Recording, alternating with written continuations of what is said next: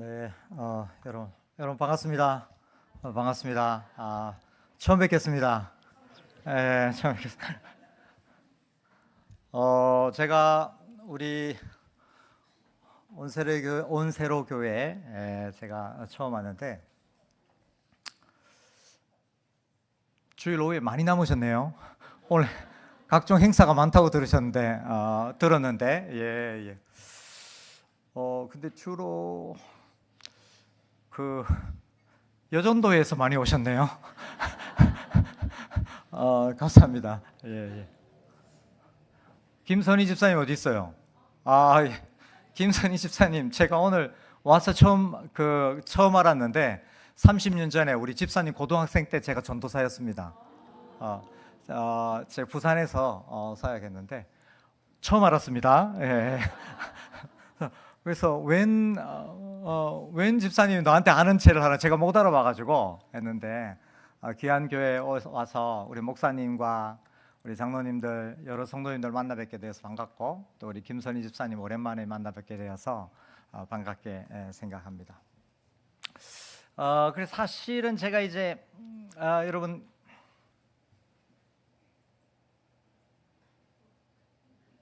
예, 제 이름이 있어가지고 여러분 이제 제 이름이 좀 특이합니다, 여러분. 권해 뭐라고요? 뭐 그렇게 중요한 건 아닙니다. 중요한 건 아닌데 교회마다 요즘은 그런 일이 없는데 이제 이게 이름에 생자 들어가는 게 흔치 않잖아요, 그죠? 그래서 각 교회마다 가면 권해성으로 많이 하고, 어떤 분들은 권해상. 제일 심한 경우에는 어떤 교회로 갔는데 주보에 강사해놓고 권회생으로 나와가지고 이게 부활의 의미가 있다면서 뭐 이러면서 막 이렇게 했는데, 이제 제일 황당한 거는 뭐냐면 학교에서 이제 열심히 한 학기 동안, 제가 이제 신학교에서 가르치니까 한 학기 동안 막 수업했는데 마지막에 이제 학생들이 기말 레포트를 내는데 담당 교수 권혜성 뭐 이래가지고 내가 감점이었습니다. 마음속으로 감점을 하고 그랬는데, 여러분 이제 해생인데 이름이 바다 해자에 날생, 태어날 생자, 바다에서 태어나다, 뭐 이런 뜻입니다. 고향은 산골입니다. 고향은 산골인데 저도 왜 저희 할아버지께서 지으셨는데 왜 이렇게 지었는지 모르겠는데 하여튼 이름이 좀 특이한데, 여러분 저는 이제 고향이 경남 거창이라는 곳이 저의 고향. 물론 이제 여러분 중에는 저의 그 완벽한 그 서울말 때문에 잘 눈치를 못 채셨겠지만은 사실은 제가 이제 그 경남 거창이라는 굉장히 이제 산골입니다. 여러분 그 거창이 가보신 분이 있으신지 모르겠는데 어디냐면은 위쪽으로는 덕유산이 있고요. 그다음에 거기 이제 오른쪽으로는 가야산이 있고, 그다음 밑으로는 지리산이 있습니다. 그래서 덕유산, 가야산, 지리산 그 사이에 거창이라는 도시가 있습니다.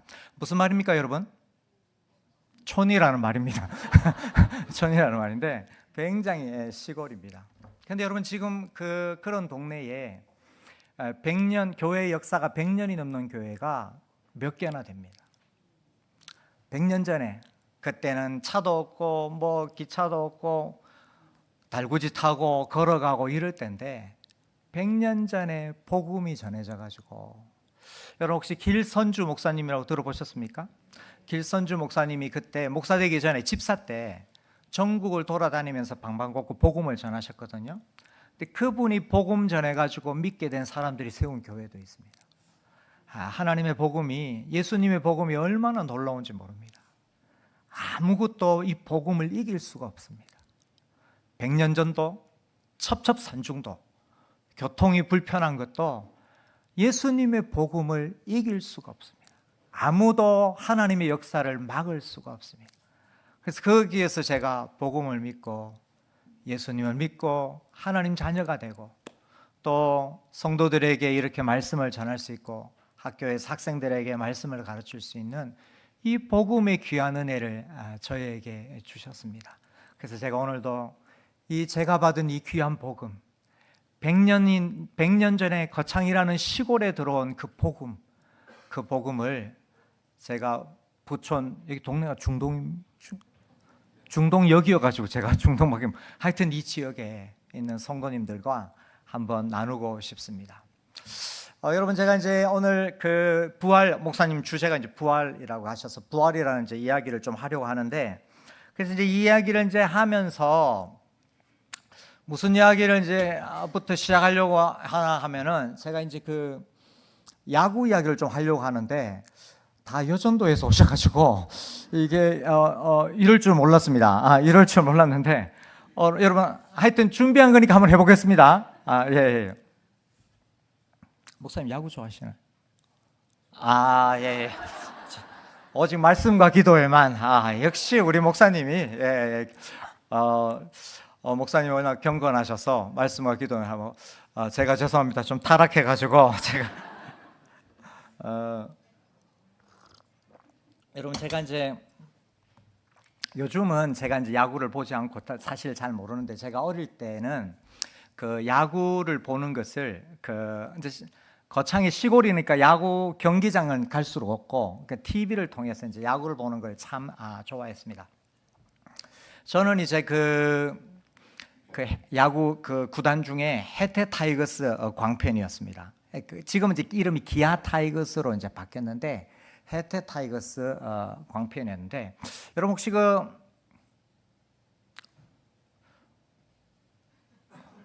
예. 김현우 목사님 어디 가셨어요? 방송실. 예. 목사님 야구 잘 하십니까? 이제 말이 통하네요. 이제 부목사님 정도 되니까 이제 저하고 좀 말이 통합니다. 담임 목사님 워낙 경건하셔가지고. 예. 목사님은 롯데? 예. 감사합니다. 목사님 끝났습니다. 편하게 계십시오.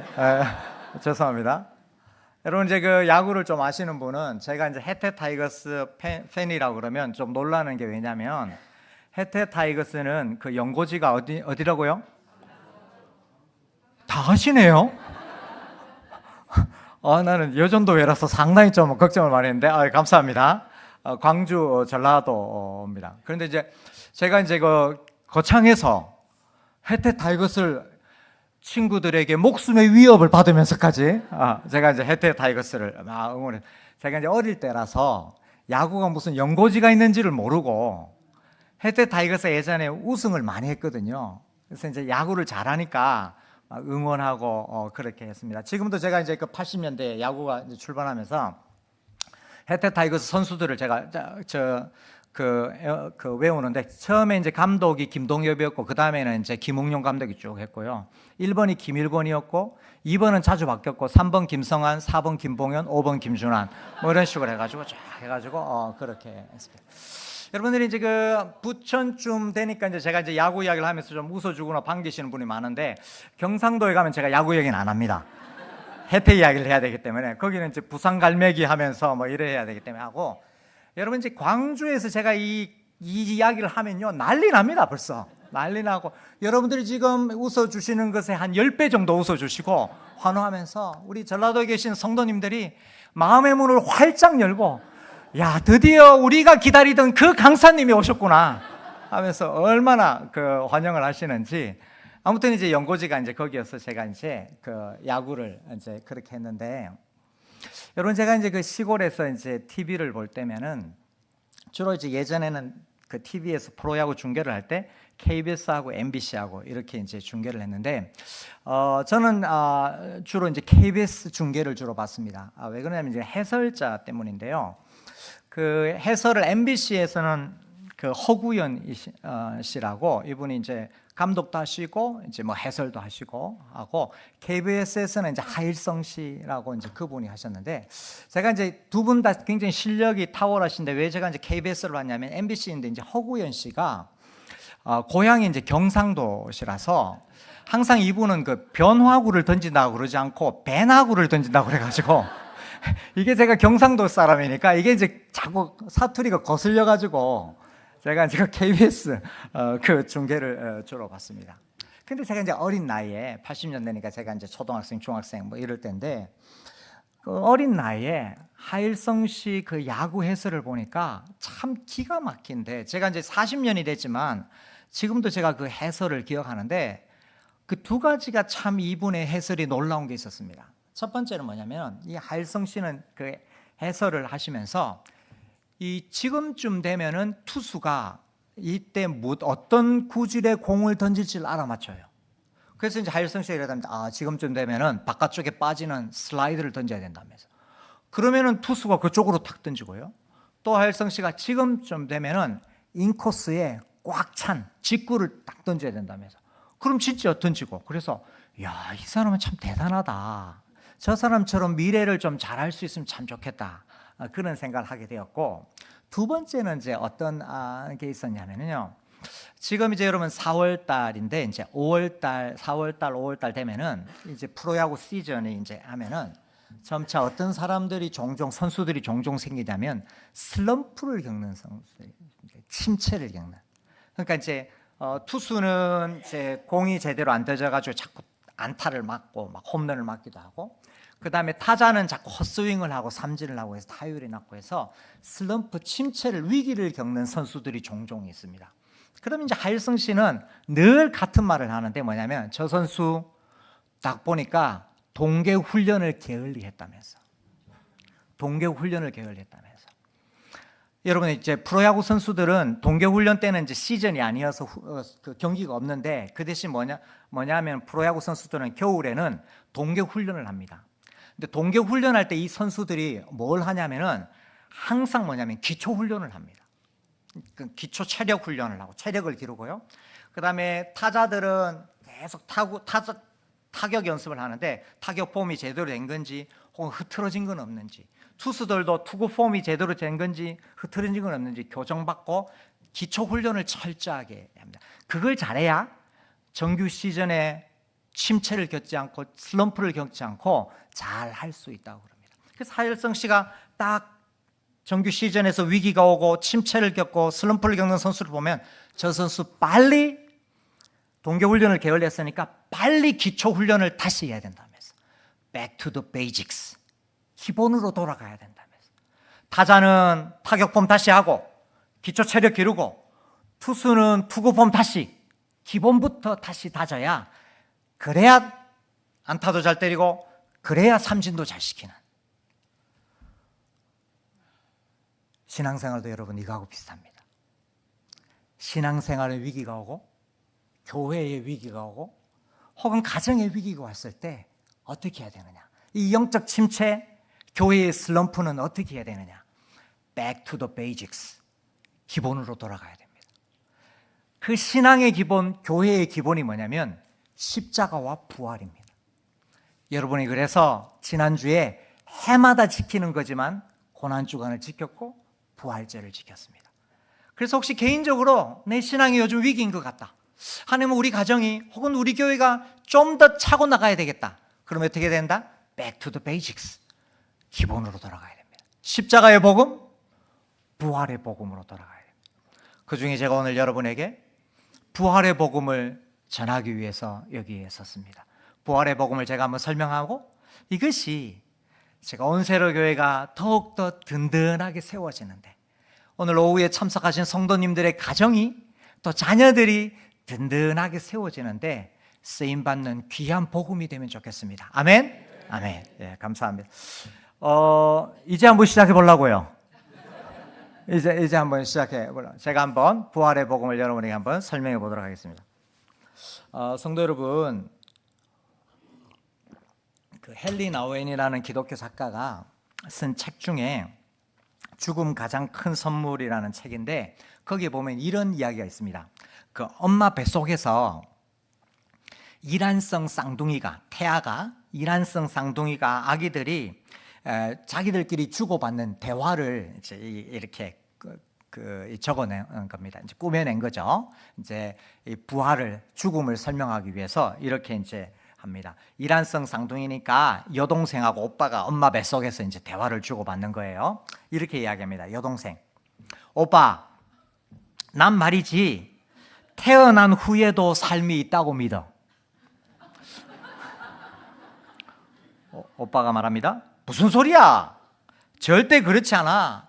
너와 내가 있는 여기가 전부라니까. 여기는 어두워도 따뜻하지. 또 우리를 먹여주고 살려주는 이 탯줄만 잘 붙잡고 있으면 딴 일을 할 필요가 없다고.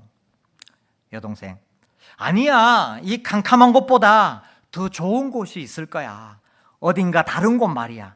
마음껏 움직일 수도 있고 환한 빛이 비치는 곳이 반드시 있을 거야.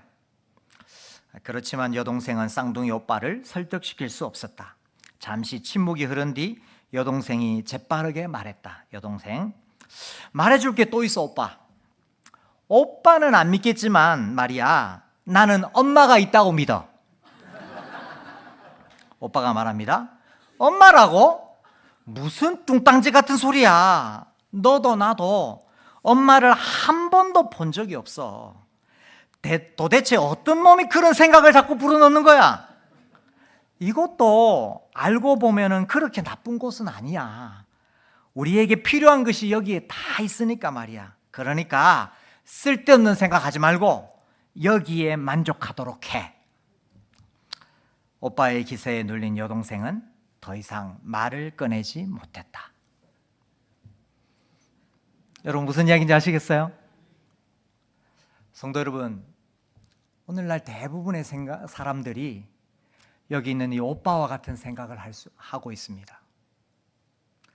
많은 사람들은 부활을 믿지 않고 부활 이후의 삶을 부정합니다. 그들은 눈에 보이는 것만을 의지하기 때문에 굉장히 이성적이며 논리적으로 보입니다. 보이지 않는 부활의 세계를 바라보는 것이 쓸데없다고 그럽니다. 부활을 믿지 않는 것이 새삼스러운 주장은 아닙니다. 예수님 당시에는 사두개인들부터 시작해서 지난 2000년 동안 수많은 사람들이 할 수만 있으면 부활을 부인하려고 했습니다. 그들은 각양 이론을 제기하면서 예수님의 부활은 가짜고 그리스도인의 부활도 없다고 주장을 했습니다. 고린도 교회도 마찬가지입니다. 1세기 고린도 교회도. 이들의 정체에 대해서는 여러 주장이 있습니다. 부활을 자체를 도무지 믿지 않는 사람이라고 말하는 사람도 있고, 아니면은 당시 헬라 사상의 영향을 받아서 영혼 불면을 믿는데 육체의 부활은 부인했을 수도 있습니다. 아무튼 이런 자들이 고린도 교회에 들어와서 예수님의 부활과 성도의 부활을 부인하고 의심시키는 이런 것들을 전염시키니까 부활이 의심되고 부활의 믿음이 이상이 있으니까 삶이 엉망입니다. 십자가의 복음이 문제가 있으면 삶이 엉망이고요. 마찬가지로 부활신앙이 제대로 갖춰져 있어야 하면 교회도 엉망이 되고 삶도 엉망이 됩니다. 그래서 고린도전서 15장에서 우리가 잘 아는 고린도 15장에서 사도 바울은 부활을 증명하려고 부활의 복음을 전하려고 애를 썼습니다.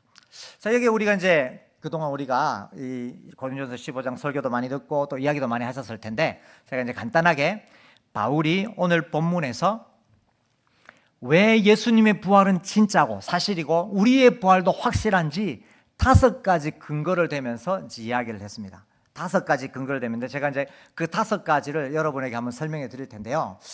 여러분, 이 5가지를 이야기 드리는 동안 사실 여러분 이제 우리가 이제 부활을 믿잖아요. 저만 믿나요? 그래서 부활을 믿기 때문에, 우리 이제 이왕 믿기 때문에 이게 이제 안 믿는 사람들을 위해서 부활이 사실이라고 막 하는 거예요. 그러니까 믿기 때문에 제가 이제 5가지 부활이 확실하다는 걸 5가지를 설명해 드릴 텐데, 부활을 믿는 분들은 잠시 딴 생각하셔도 됩니다. 잠시 딴 생각하셔도 되고 조금 눈 좀 붙이시고요. 붙이시고 5가지 끝날 때쯤은 제가 이제 다시 돌아오시라고 이야기를 하도록 하겠습니다.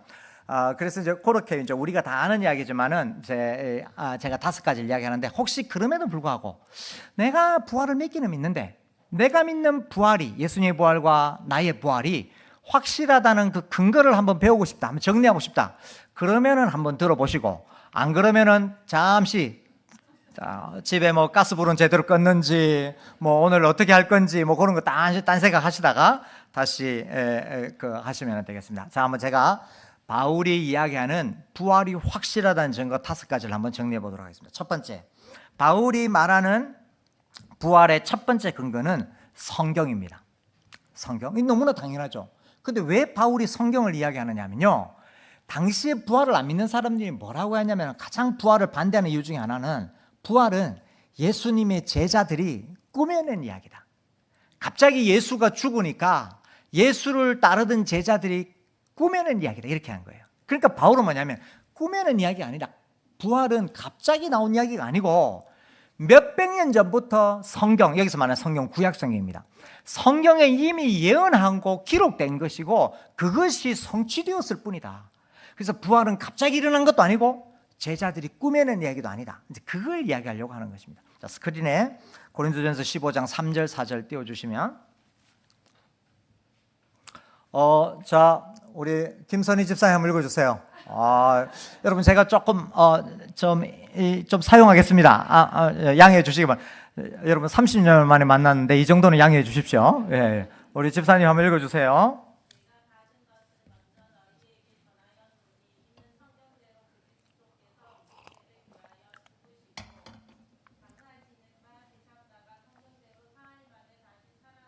예, 감사합니다. 감사합니다. 자, 여기 보면 바울이 뭐라고 그러냐면은 내가 예수님의 십자가의 복음을 너희에게 전하고 부활의 복음을 전하는데 그것은 성경대로 이루어진 것이다. 예수님이 어쩔 수 없이 죽은 게 아니라 당해가지고 죽은 게 아니라 예수님의 부활은 제자들이 꾸며낸 것이 아니라 성경에 이미 예언되었고 하나님의 말씀대로 그것이 성취된 것이다. 그래서 예수님의 부활이 확실하다는 것은 이미 예언된 성경 말씀이 증거한다 말입니다. 여러분 구약에 보면 예수님이 죽는단 말이 어디 있습니까? 예수님이 성경대로 죽으셨는데 여러분 만약에 그러면 구약에 예수님이 죽는단 말이 어딨냐? 라고 물어보면 여러분 뭐라고 말씀하시겠습니까?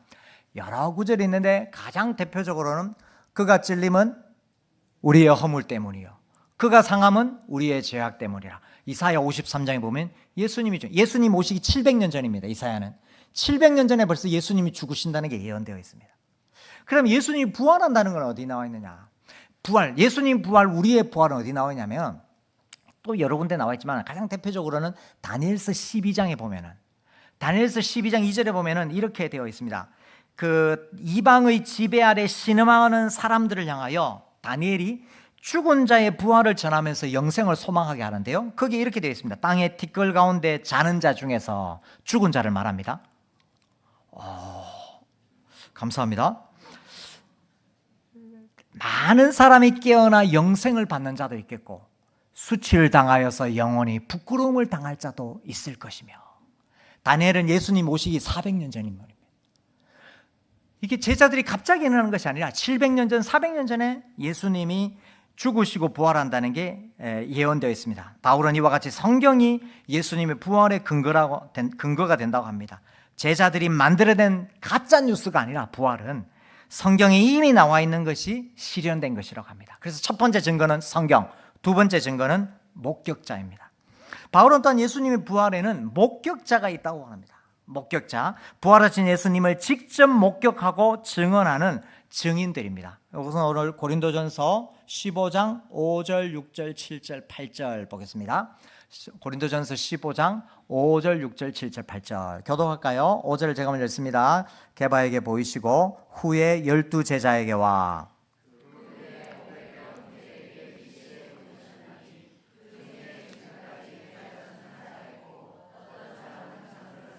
그 후에 야고보에게 보이셨으며 그 후에 모든 사도에게와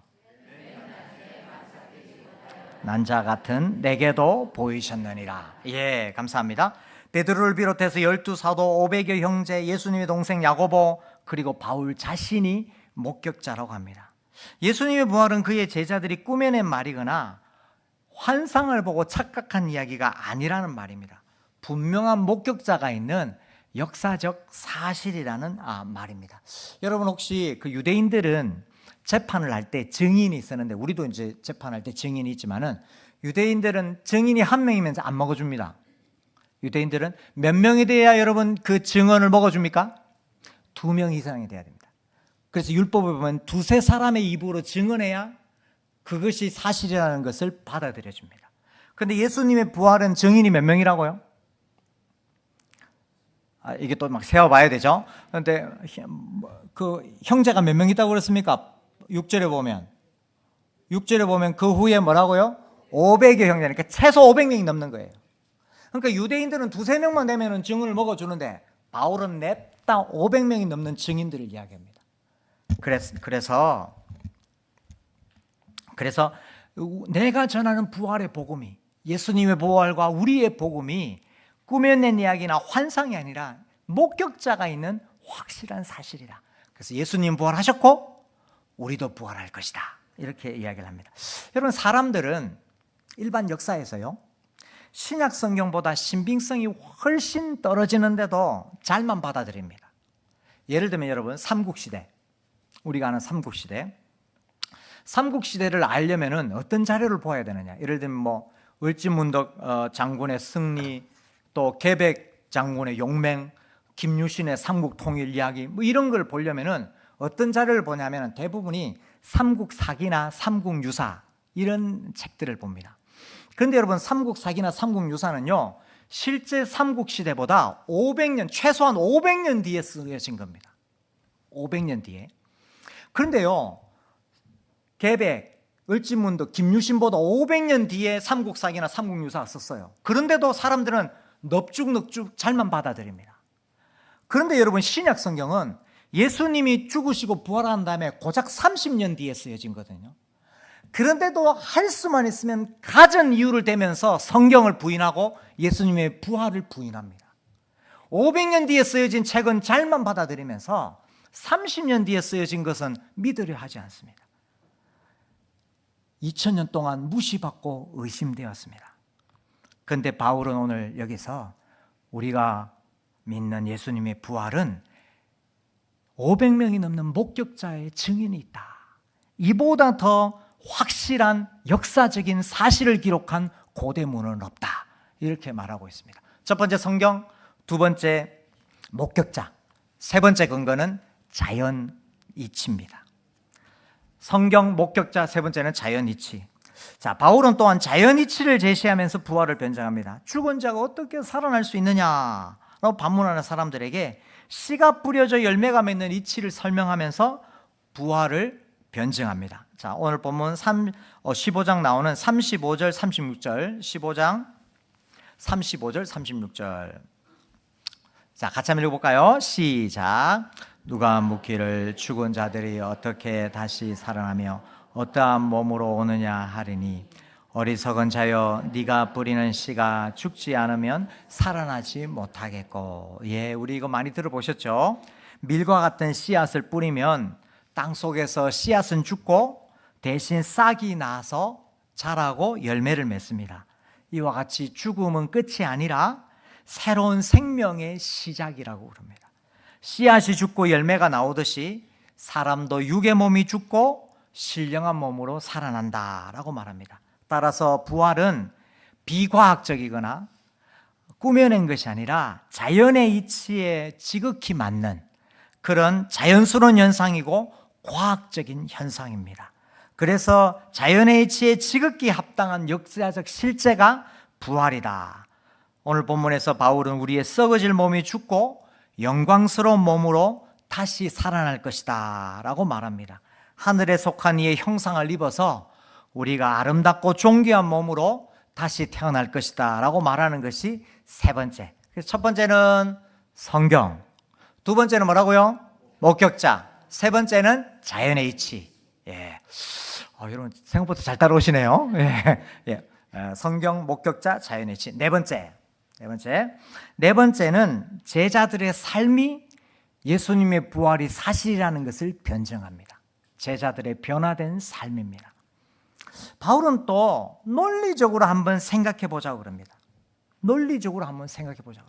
만일에 예수님의 부활이 없으면 모든 기독교인의 믿음이 헛것이 됩니다.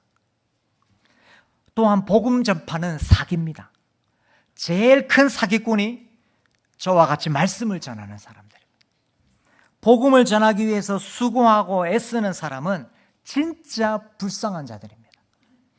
예수님의 제자 중에 누구도 부활을 증언하고 복음을 전파해서 소위 세상적으로 잘 되었다는 기록이 없습니다. 예수님의 제자 중에, 예수님의 12제자 중에서 돈을 벌거나 높은 자리에 올랐다는 사람이 없습니다. 제자들은 한결같이 부활을 증언하기 위해서 재산과 가족을 버리고 죽음을 불사했습니다. 예수님의 12사도 중 대부분은 순교하였습니다. 살아있을 때도 모진 고생과 갖은 핍박을 당했습니다. 그리고 마침내 그리스도와 복음을 위해서 장렬하게 순교했습니다. 바울은 어떻습니까? 만약에 부활이 사실이 아니라면, 그가 목격한 것이 허상이라면 과연 그는 그렇게 살 수 있었을까요? 없는 부활을 전해서 얻을 이익이 전혀 없는데 왜 그는 그렇게 희생하며 부활을 전했을까요? 바울은 부활을 전하기 전에, 예수님을 전하기 전에 잘 나가는 사람이었습니다. 우리가 알다시피 유대인들의 존경을 받았고요, 학벌 좋은 엘리트였습니다. 그런데 예수님의 부활을 만난 후에, 예수님의 부활을 전한 후에 온갖 어려움을 당했습니다. 굶주림과 추위와 헐벗음으로 고생했습니다. 수없이 옥에 갇히고 매를 맞으며 여러 번 죽을 고비를 넘겼습니다. 왜냐하면 그는 부활하신 예수님을 분명히 보았고 또 자신도 부활할 것이라는 분명한 확신이 있었기 때문입니다. 따라서 제자들의 삶이 부활을 증명합니다. 예수님의 부활을 제자들의 변화된 삶이 논리적으로 증명합니다. 그들은 예수님의 부활을 목격하였고 자신들의 부활을 확신하였습니다. 그래서 참고 바라고 헌신하였습니다. 제자들의 변화된 삶. 첫 번째 성경, 두 번째 목격자, 세 번째 자연의 이치, 네 번째 제자들의 변화된 삶. 네, 됐습니다. 자, 이제 다섯 번째. 진도 팍팍 나갔습니다. 다섯 번째는 빈 무덤입니다. 예수님의 무덤입니다. 예수님의 비어있는 무덤. 고린도전서 15장에 우리가 아는 고린도전서 15장 보면은 3절 4절을 우리가 아까 읽었는데 다시 한번 읽어볼까요? 고린도전서 15장 3절 4절. 예, 내가 받은 것을 다 같이 시작. 내가 받은 것을 먼저 너에게 전하여.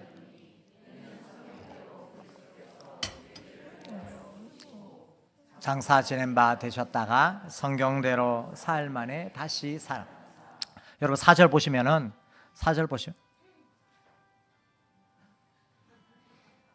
예, 빨리 마치겠습니다. 예, 괜찮습니다. 우리가 예배 중에 그럴 때 있잖아요, 그죠? 꺼놓은 줄 알았는데 이게 꺼놓지가 않아가지고 가끔 그럴 때가 있습니다. 뭐까지 하다 말았죠? 예.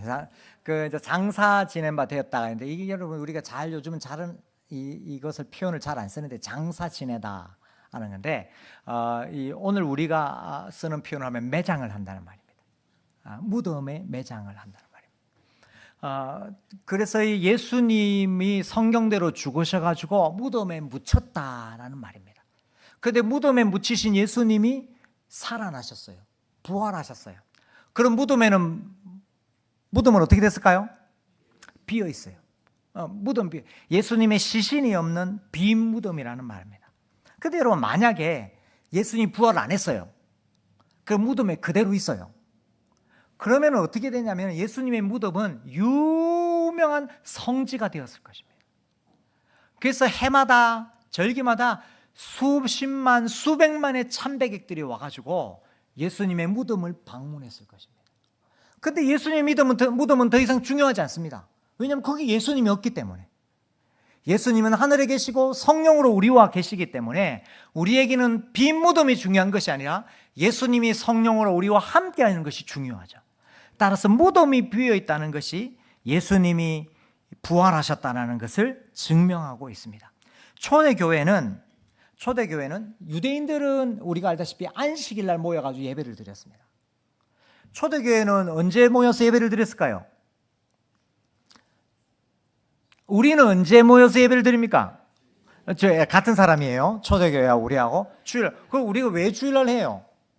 안식일날 그냥 모여서 예배 드리면 되는데 왜 우리가 주일날 모여서 초대교회부터 2000년 동안 주일에 예배를 드립니까? 예수님이 부활하셨기 때문에. 다시 말하면 예수님이 부활하신 게 진짜가 아니라면, 사실이 아니라면 초대교회가 하필 이날 모여서 예배를 드릴 필요가 없는 거예요. 이날 예배를 드렸다는 것은 이날 기독교의 근간을 이루는 중요한 사건이 일어났다는 것을 말합니다. 예수님의 묘지는 없어지고 참배객들을 얻고 이 주일날 모여서 예배를 드린다는 것은 예수님의 무덤은 비어 있으며 제자들은 부활하신 예수님을 이날 만난 것이 확실하기 때문입니다. 그래서 이것이 예수님의 부활이 사실이라는 것을 증명합니다. 첫 번째는 성경, 두 번째는 목격자, 세 번째는 자연의 이치, 네 번째는 제자들의 변화된 삶, 다섯 번째는 빈 무덤. 여러분 다 했습니다. 자, 이제 돌아오셔야 됩니다. 돌아오셔야 됩니다. 자, 지금 이제 세탁기 돌릴 생각하시는 분들 돌아오셔야 돼요. 돌아오셔야. 자, 이제 이렇게 바울은 우리가 전하는 부활이, 예수님의 부활이 확실하고 우리가 부활할 것이 확실하기 때문에 고린도 교회 성도들에게 어떻게 권면하냐면은 부활의 믿음과 부활의 삶을 요청합니다. 예수님의 부활이 이렇게 확실하기 때문에 우리는 부활에 대한 믿음과 부활을 믿고 사는 삶이 필요하다라고 말하는데요. 그것이 오늘 고린도전서 15장 제일 마지막 절에 나와 있습니다. 15장 58절 보겠습니다. 제일 마지막 절 보면 그러므로 라고 되어 있습니다. 우리 다 같이 한번 읽어보겠습니다. 시작. 그러므로 내 사랑하는 형제들아 견실하며 흔들리지 말고 항상 주의 일에 더욱 힘쓰는 자들이 되라. 이는 너희 수고가 주 안에서 헛되지 않은 줄 알미라. 아멘. 성경 그 구절 그대로 좀 띄워주세요. 여러분, 그러므로 이렇게 했습니다. 그러므로 하는데 부활이 사실이므로, 부활이 확실함으로, 이런 말이죠. 내 사랑하는 형제들아, 첫 번째 믿음을 이야기합니다. 견실하며 흔들리지 말아야 한다라는 말입니다. 견실하다라는 것은 굳게 서라는 말입니다. 견신하며 흔들리지 말라는 것은 바울이 전한 말, 바울이 전한 부활의 복음을 굳게 붙들라는 말입니다. 이 생의 삶이 다가 아니라 다가오는 부활의 삶이 있다는 것을 굳게 믿으라는 말입니다. 다른 사람들이 다 여기가 나인 줄 알고 살지라도 너만은 또 다른 세상이 있다는 것을 굳게 믿으라는 말입니다.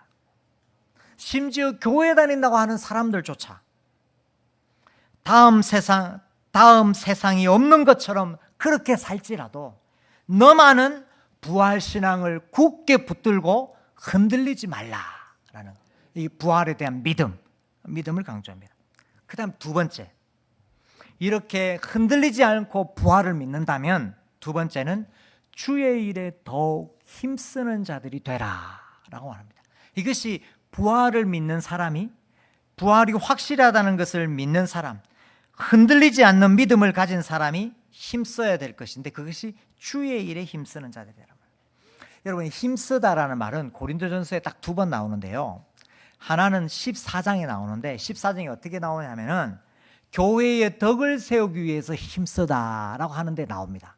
교회의 덕을 세운다. 교회의 덕을 세운단 말은 어떤 말이냐면요, 교회를 건강하고 아름답게 세우는 것을 말합니다. 교회를 건강하고 아름답게 세우는 것, 이게 이제 교회의 덕을 세운다는 것인데 여기에 이제 힘쓰라는 말이에요. 따라서 이러한 맥락을 이어보면은 여기서 주의 일에 힘쓰라는 말은 주님이 주신 은사를 따라서 사랑으로 교회를 아름답고 건강하게 세우는 것이 주의 일이라고 할 수 있습니다. 사도 바울은 부활을 믿으면은 사랑으로, 은사로 교회를 세우는데 힘쓰라고 합니다. 물론 이제 주의 일이라는 말은 문자 그대로는 주님을 위한 모든 일을 말합니다. 그래서 주님을 위해서 성도가 살아가는 모든 삶 자체가 주의 일일 수 있습니다. 그런데 이제 고린도전서 맥락에서는 이 주의 일은 다분히 교회를 아름답고 건강하게 세우는 일에 초점을 맞추고 있습니다. 왜 그러냐면요, 고린도전서 전체에 보면 고린도 교회를 무너뜨리는 여러 가지 문제를 소개하고 있습니다. 교회가 병들고 신음하고 있거든요. 그래서 이 주의 일을 여기에 초점을 맞추고 있습니다. 여러분, 혹시 우리 온세례교회 성도님들 중에 고린도 교회가 어떤 문제에, 어떤 어려움에 직면하고 있었는지 혹시 알고 계신 분 계십니까? 여러분들, 우리가 평소에 알기로 고린도 교회는 어떤 문제가 있었습니까? 예.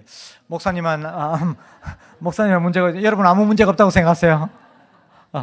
목사님, 진짜 저는 우리 김 목사님 오늘 처음 뵈는데, 참 이 목사님 참 귀한 게 목사님이 있어서 하는 말인데. 다른 교회 가면 우리 목사님이 그냥 무게 잡고 가만히 계신데, 목사님이 강사가 질문한다고 목사님이 바로 이래 대답을 하시고 참 겸손하시네. 목사님 계셔서 하는 말입니다. 계셔서 하는데 목사님 잘 대답해 주셨는데, 우리 성도님들은 어떻게 생각합니까? 혹시 고린도 교회가 겪고 있는 어려움, 문제를 혹시 알고 계신 분 계십니까? 예. 분쟁도 있었고, 음행도 있었고, 우상 숭배도 있었고. 예. 감사합니다. 예, 감사합니다. 잘 말씀해 주셨습니다. 우리가 이제 많이 들은 거죠, 그죠? 교회에 파벌이 나눠가지고 서로 싸우기도 하고, 성도가 성도를 고소하기도 하고, 그 다음에 다른 사람의 은사를 시기하며 무시하기도 하고, 그죠? 그 다음에 이 성적인 문제 때문에 어려움을 겪기도 하고, 그 다음에 우상의 재물을 먹는 것 가지고 또 막 다투기도 하고, 별의별 문제가 참 많았습니다. 그래서 교회가 심각한 몸살을 앓고 있었습니다. 이렇게 교회의 어려움, 교회의 위기, 교회의 슬럼프, 교회의 침체를 맞이하여서 바울이 어떻게 했냐면 1장에서는 십자가 복음을 전하고 15장 고린도전서 맨 마지막에는 부활의 복음을 전해서 복음으로 위기를 이겨나갈 수 있도록, 제가 앞서 이야기했지만 기본으로 돌아가라.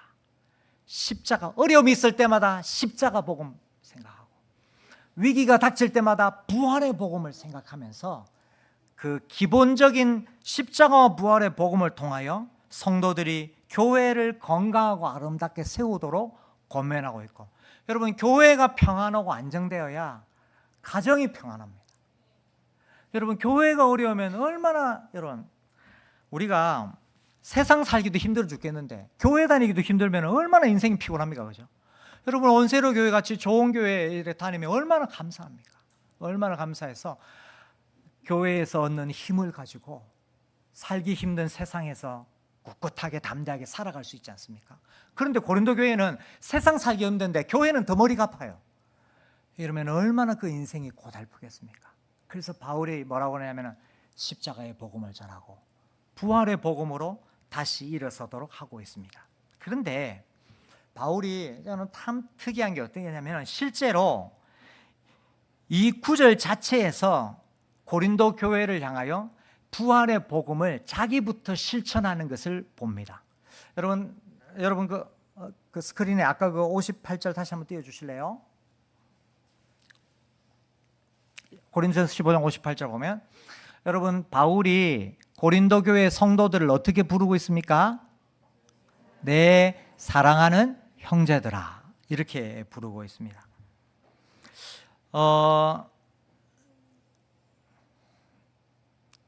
좀 전에 그 고린도 교회의 문제점을 이야기했잖아요.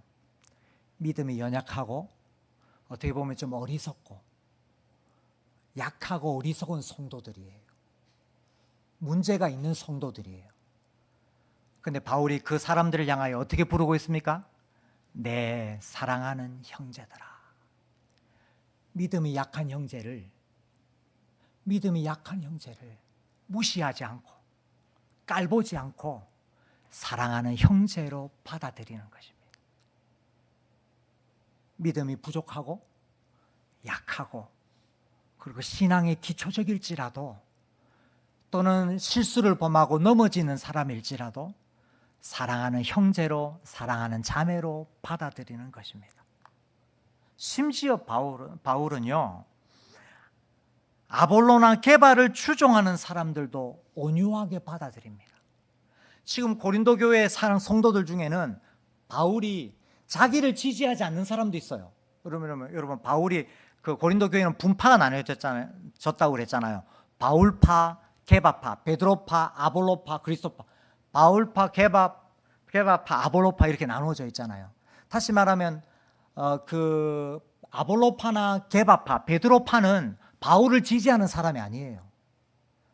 그런데 자기를 지지하지 않는 사람을 향해서 바울이 뭐라고 그러냐면 내 사랑하는 형제들아. 믿음이 약하고 신앙이 어릴지라도, 심지어 나를 지지하지 않을지라도, 나를 좋아하지 않을지라도 바울이 내 사랑하는 형제들아, 내 사랑하는 자매들아 라고 부릅니다. 여러분 참 특이합니다. 여러분 그 형제들아라는 호칭이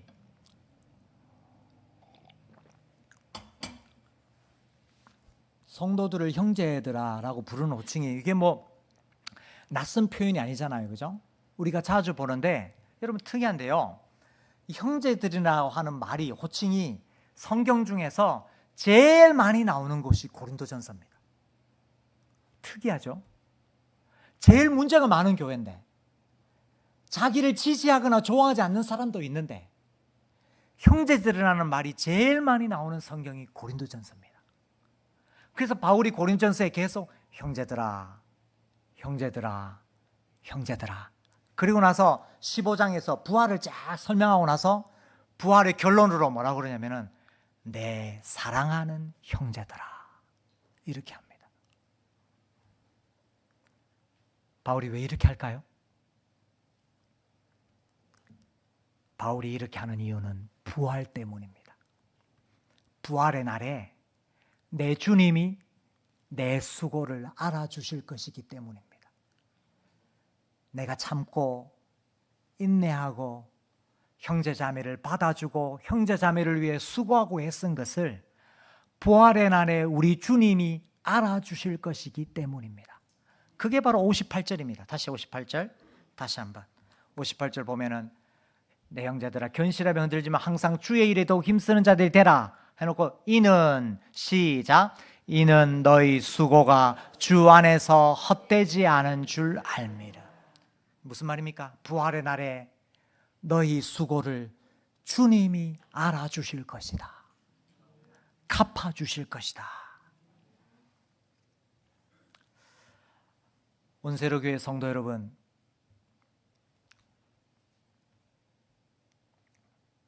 제가 그 온세로 교회를 잘 몰라가지고 했는데 온세로 교회가 두 교회가 합쳐진 것을 30분 전에 알았습니다. 제가 두 교회가 합쳐졌다는 이야기를 들었습니다.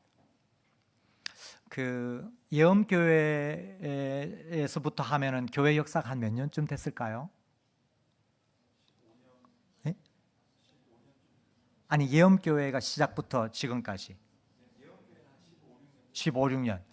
부천 시민교회는 한 역사가 37년 정도, 대략 그 정도, 그죠?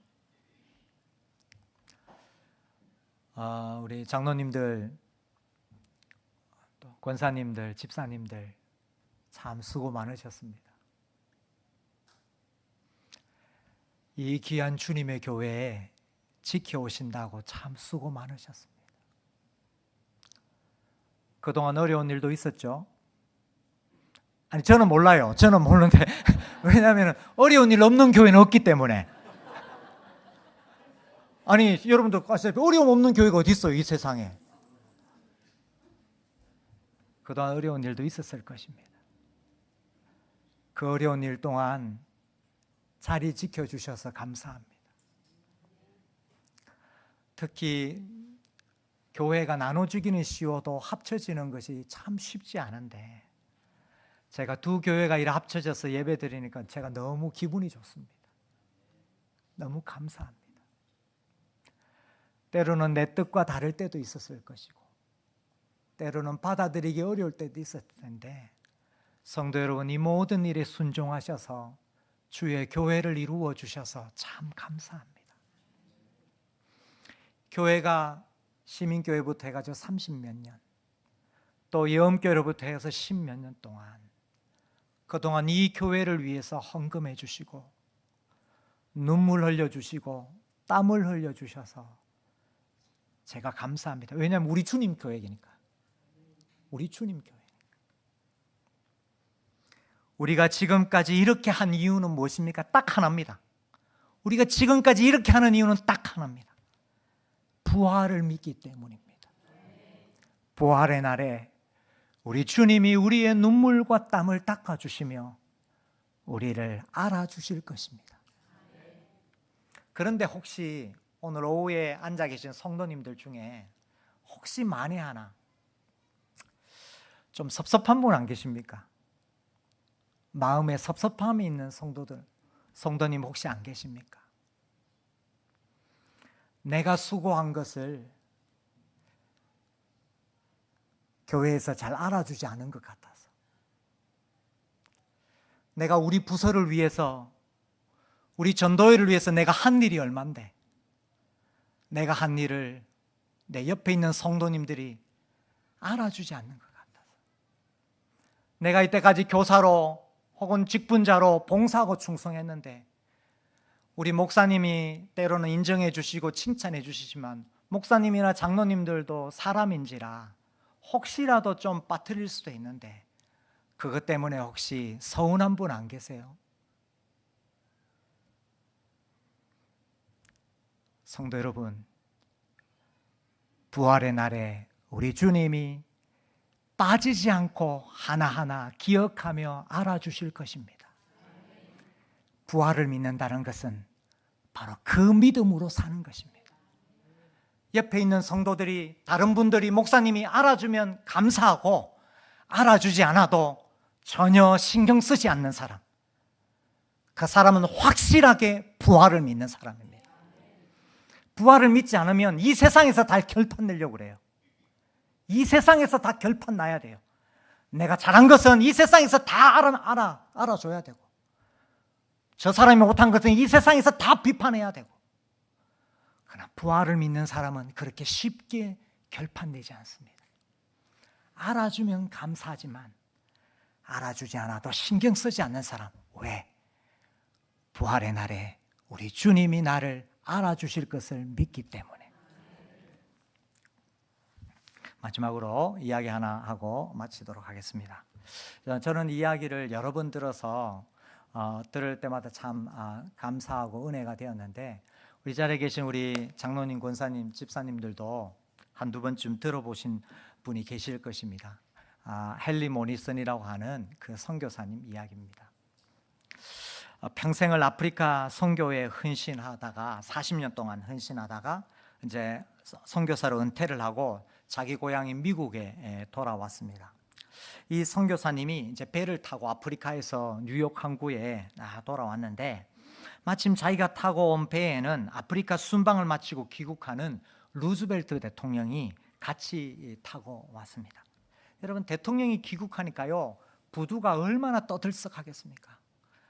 부두에 레드카펫이 쫙 깔리고 군악대가 와가지고 빵빠레를 막 울리고 환영 인파가 나와서 대통령님 수고하셨습니다 막 하고 막 이 환영하는 그런 행사가 이어졌습니다.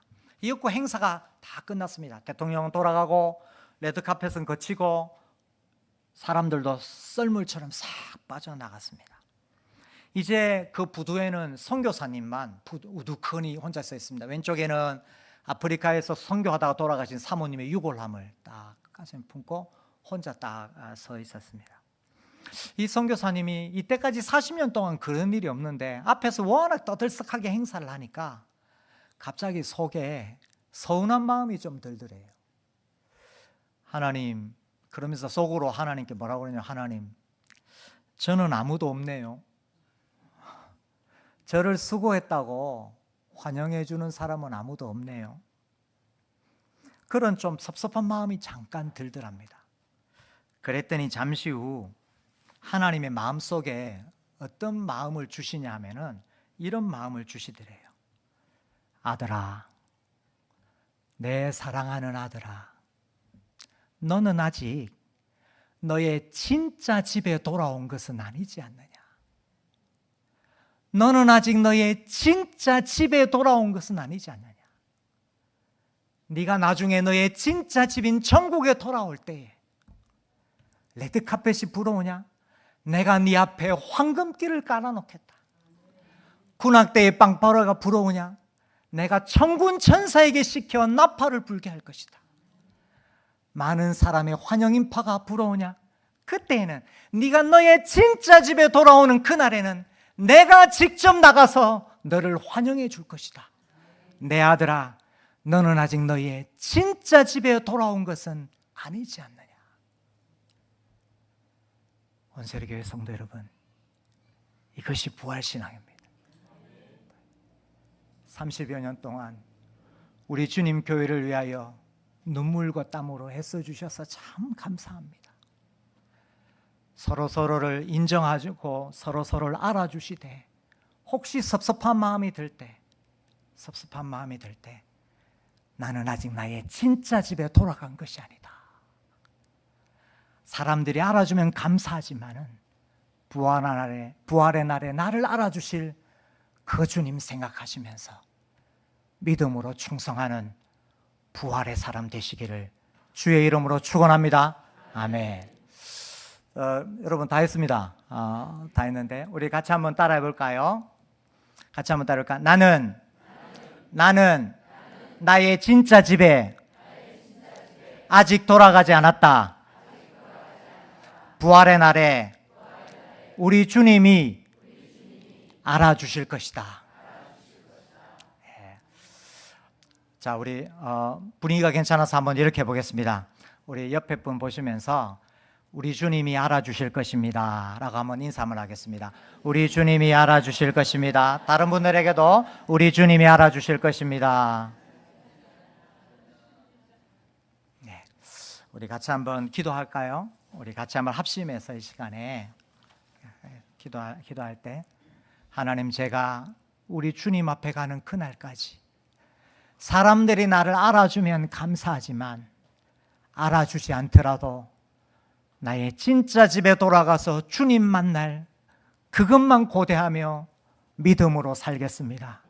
주님, 저의 믿음을 지켜주십시오.